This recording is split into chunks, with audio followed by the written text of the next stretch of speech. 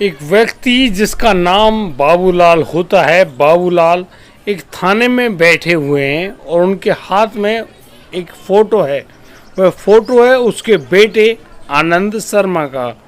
वह आनंद शर्मा जिसके फ़ोटो को देखकर लगातार बाबूलाल रो रहे हैं, वो बिलख रहे हैं और कोई भी उनकी बात पर गौर नहीं कर रहा है। वो इधर उधर आते जाते पुलिसकर्मियों के चेहरे की तरफ तो देख रहे हैं, लेकिन कोई पुलिसकर्मी उस व्यक्ति को ना तो कुछ पूछ रहा है और ना ही कुछ बता रहा है। यहाँ पर आने वाले हर पुलिसकर्मी से बाबूलाल पूछते हैं कि साहब मेरे बेटे के बारे में कोई जानकारी मिली या नहीं, तो कोई भी पुलिसकर्मी उस बाबूलाल को कोई भी जवाब नहीं दे रहे होते हैं। वह बाबूलाल बहुत ज़्यादा हैरान है, परेशान है। उसकी इस स्थिति को देखते हुए जब उनसे पूछा गया कि आप यहाँ पर क्यों बैठे हुए हैं और क्यों इतने परेशान हैं, तो बाबूलाल बताते हैं कि ये देखिए मेरे हाथ में जो फ़ोटो है वह फ़ोटो मेरे बेटे आनंद शर्मा का है, जिसकी उम्र करीब 23 साल रही है। वह लड़का पिछले 3 महीनों से गायब है और उसके बारे में कोई भी जानकारी नहीं है। वह कहाँ पर गया है, किस जगह पर है, कैसे कहाँ रह रहा है, उसके बारे में किसी को भी कोई भी जानकारी नहीं है।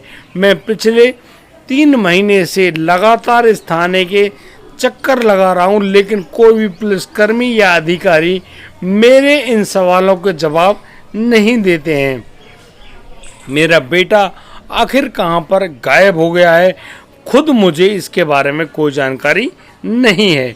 जब बाबूलाल से पूछा गया कि आप इस लड़के के बारे में या कोई कहानी है, कहीं पे गायब हो गया है, किसी से दुश्मनी है या इसका किसी से प्यार मोहब्बत वाला किस्सा चल रहा है, तो बाबूलाल ना में सर हिलाते हुए कहते हैं कि साहब ये तो नया लड़का है, इसकी किसी से दुश्मनी क्या होगी। लेकिन हाँ, यह लड़का एक छोटी सी गलती कर बैठा था। वह गलती होती है उसकी एक लड़की से दोस्ती।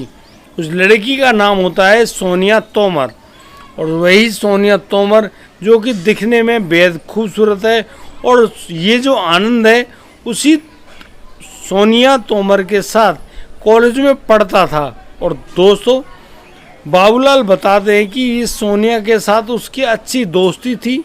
जिस दिन मेरा बेटा आनंद शर्मा गायब हुआ, उस दिन सोनिया तोमर ने उस आनंद को फ़ोन करके अपने पास बुलाया तो था, और यह घर पे यह बात तो कह के गया कि वह सोनिया से मिलने जा रहा है, लेकिन वह ना तो सोनिया के घर पे मिला है, ना ही किसी जगह पर मिला है।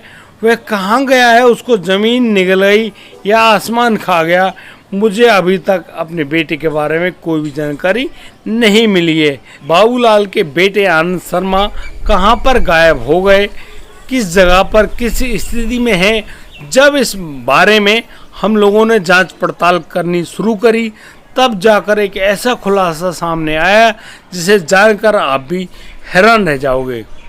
दोस्तों आइए जानते हैं विस्तार से कि पूरी घटना में क्या क्या हुआ है। नमस्कार, आदाब, सत श्री अकाल दोस्तों, मैं भीषण प्रकाश स्वागत करता हूं आपका हमारे यूट्यूब चैनल किसी क्राइम के। और दोस्तों लाइक, कमेंट, शेयर और सब्सक्राइब करना बिल्कुल ना भूलें। दोस्तों आज का बेहद ही हैरान कर देने वाला मामला सामने आया है धौलपुर राजस्थान से। धौलपुर राजस्थान में जब व्यक्ति इस प्रकार की दलील लेकर एक थाने में मौजूद थे तो उनकी सुनवाई कोई भी नहीं कर रहा था। पुलिसकर्मियों से जब कहा गया, पूछा गया कि आप लोग इस व्यक्ति की सुनवाई क्यों नहीं करते हैं, तो वो लोग कहते हैं कि हमारे पास इस व्यक्ति द्वारा कोई भी जानकारी ना तो बताई गई है, ना ही कोई घटना बताई गई है जिसकी वजह से हम लोग इनके मामले में संज्ञान लें। अब पता नहीं इनका मामला क्या है, पता ही नहीं चलता है। पहले तो ये लोग आस्की कर लेते हैं और फिर हमारे पीछे घूमते हैं कि हम उनके बच्चों को ढूंढ कर ला दे दें। पता नहीं क्या हुआ है उसके साथ। पुलिसकर्मी ऐसा कहकर अपना पल्ला झाड़ते हुए वहाँ से हम लोगों को भी वापस जाने की कहते हैं। अब बाबूलाल के साथ हम लोग जब उसके घर पर जाकर पहुँचे, तब जाकर हमने उस आनंद शर्मा के फ़ोटो को देखा। आनंद शर्मा बेहद सुंदर दिखने वाला नई उम्र का लड़का, बिल्कुल नौजवान लड़का था। अब वह गायब कहाँ हुआ है इसके बारे में जब उनकी माँ से या भाइयों से पूछताछ की गई तो वो सभी लोग आनंद के नाम को लेकर बहुत बुरी तरह से रो पड़ते हैं और कहते हैं कि भाई वो हमारे घर का सबसे छोटा बेटा था, सबसे प्यारा बेटा था और हम बड़े ही नाजों से उसको पाल रहे थे, उसको कॉलेज में पढ़ा रहे थे। अब पता नहीं क्या हुआ है, आखिरी बार उसके पास सोनिया का फ़ोन आया था और सोनिया के फ़ोन को सुनने के बाद आनंद उससे मिलने के लिए उसके पास चला गया। या तो उसको ज़मीन निकल गई या फिर आसमान खा गया, हमें कोई जानकारी नहीं है। हम लोग लगातार सोनिया के घर जाते हैं, उनसे पूछते हैं तो वो लोग कहते हैं कि यहाँ से तो वो जा चुका है, हमें उसके बारे में और कोई जानकारी है ही नहीं। और इस बात के बारे में तो हमें अब पता चला है कि आपका बेटा हमारी बेटी से मिलता जुलता भी है, उससे बातचीत भी करता है। हम लोग तो उसको मना ही करते थे और वह हमारे घर में आ कैसे सकता था। दोस्तों, इस प्रकार की धमकियों को सुनकर बाबूलाल और उसका परिवार अब सोनिया तोमर के घर से लौटकर तो आता है और वह अब इन सारी बातों को हम लोगों को बता रहा है। जब हमने सोनिया तोमर के घर पर जाने का जहमत उठाई तो यहाँ पर सोनिया के परिवारजनों ने हम लोगों को भी डरा धमकाकर वहाँ से भगा दिया और कह दिया कि इस मामले में चुपचाप बने रहो वरना इसका अंजाम बेहद ही बुरा होगा। उस पूरी घटना को जब हमने देखा, परखा और जांचा तो हम वापस उसी पुलिस थाने में गए और बाबूलाल को साथ लेकर गए और बाबूलाल द्वारा एक तहरीर लिखवाई उस थाने में और एक एफआईआर दर्ज करवाने के लिए पुलिस अधीक्षक को फ़ोन किया। तब जाकर उन बाबूलाल के कहने पर एक एफआईआर दर्ज हुई उन सोनिया तोमर के परिवारजनों के खिलाफ कि उन लोगों के पास अवश्य कोई ना कोई जानकारी ज़रूर मौजूद है आनंद शर्मा के बारे में कि आनंद शर्मा कहाँ पर मौजूद है। सभी लोगों के दबाव के कारण पुलिस वह एफआईआर दर्ज तो कर लेती है और लेकिन पुलिस अधीक्षक के फ़ोन आने पर अब वो सभी पुलिसकर्मी संज्ञान में आते हैं और अब वो लोग आगे अपनी कार्रवाई को आगे बढ़ाते हैं और अब पुलिस सीधी जाती है सोनिया तोमर के घर पर और अब उसके भाइयों को गिरफ्तार करते हुए उसके साथ थाने में लेकर आती है। और यहाँ पर पता चलता है कि सोनिया तोमर के जो पिता हैं वो तो इस दुनिया में मौजूद नहीं है, उनके दो भाई हैं। और दोस्तों, जब उन दोनों भाइयों से पुलिस ने पूछा तो वो पुलिस से भी इसी प्रकार से सामने आए और उनके बयान भी कुछ इस प्रकार थे कि वे पुलिस को भी कोई भी जानकारी नहीं दे पा रहे थे।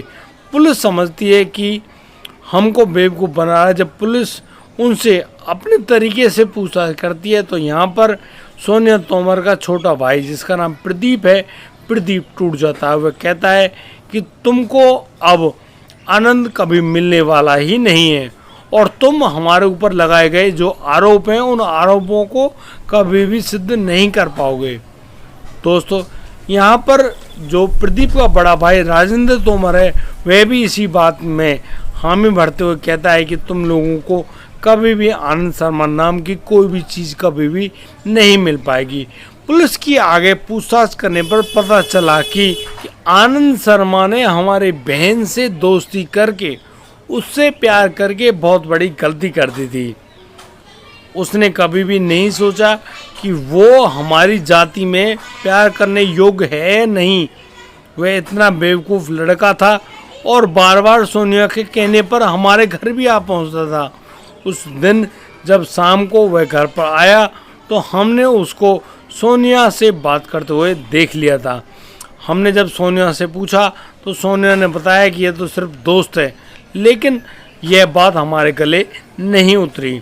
दोस्तों, इसी बात के चलते अब जो प्रदीप और राजेंद्र तोमर है जो कि दबंग किस्म के लड़के हैं, उन दोनों लड़कों ने बड़ा दम लगाकर उस लड़के आनंद शर्मा को पीटा, उसकी ज़बरदस्त पिटाई करी और पिटाई करने के बाद जब आनंद अधमरा हो गया अब उसको गाड़ी में डालकर सीधे चंबल ले गए और चंबल के जो भूखे मगरमच्छ हैं उन मगरमच्छों के सामने अब आनंद शर्मा को फेंक दिया। दोस्तों, वो मगरमच्छ उस जिंदा आनंद शर्मा को चबा गए दोस्तों उसकी हड्डी भी नहीं छोड़ी। और दोस्तों अब वो राजेंद्र तोमर हंसते हुए कहता है कि अब तुम्हें अगर आनंद शर्मा चाहिए तो वो मगरमच्छों के पेट में ही मिलेगा। दोस्तों जैसे ही राजेंद्र तोमर और प्रदीप बताते हैं कि हम लोगों ने आनंद शर्मा को जान से मार दिया है, इतनी बात सुनते ही उसका बाप बाबूलाल, जो कि आनंद शर्मा के पिता हैं, वो गस खाकर वहीं पर गिर जाते हैं। और दोस्तों जिस प्रकार से राजेंद्र तोमर और प्रदीप तोमर ने यह इकबालिया बयान लिया, पुलिस ने तुरंत इस बयान को अपने कागज़ों में जमा किया, यानी कि लिखा, और फिर दोनों के खिलाफ सख्त कार्रवाई करते हुए उनको गिरफ्तार करके जेल के अंदर बंद कर दिया जाता है। और दोस्तों फिर आगे का संज्ञान लेते हुए उन दोनों को मजिस्ट्रेट के सामने पेश करते हुए अब जेल के अंदर भेज दिया गया है। दोस्तों देखा आपने, एक लड़की को एक लड़के से, जो कि दूसरी जाति का वह लड़का था, उससे प्यार करना कितना महंगा पड़ गया। वह लड़का कभी भी नहीं सोच पा रहा था कि जिस सोनिया से वह शादी पसंद प्यार मोहब्बत करने लगा है, वही सोनिया उसके लिए हत्या का एक वजह बनकर आएगी। अब वह जो आनंद शर्मा है इस दुनिया में कुछ भी देखने या सुनने के लिए मौजूद नहीं है। लेकिन दोस्तों मैं आपसे यही कहता हूँ कि बुरे काम का हमेशा बुरा नतीजा होता है। यदि आप कोई भी ऐसा घटनाक्रम करते हैं या उसमें भाग लेते हैं तो यहाँ पर आपको आपके द्वारा किए गए कर्मों की सज़ा अवश्य भुगतनी होगी।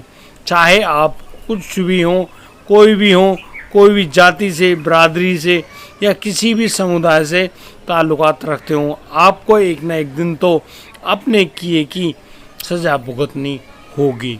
दोस्तों आपको हमारी ये वीडियो कैसी लगी हमें कमेंट करके हमारे कमेंट बॉक्स में अवश्य बताएं। और दोस्तों यदि आपको हमारी ये वीडियो अच्छी लगी है तो आप लोग हमें लाइक, कमेंट, शेयर और सब्सक्राइब करके हमारा मनोबल बढ़ाएं। और अब दीजिए मुझे इजाज़त, मिलता हूँ कल, लाता हूँ एक और सनसनीखेज मामला। तब तक के लिए आप बढ़िया रहें, बेहतरीन रहें, अपने और अपने परिवार का बखूबी ख्याल रखते रहें। जय हिंद, जय भारत।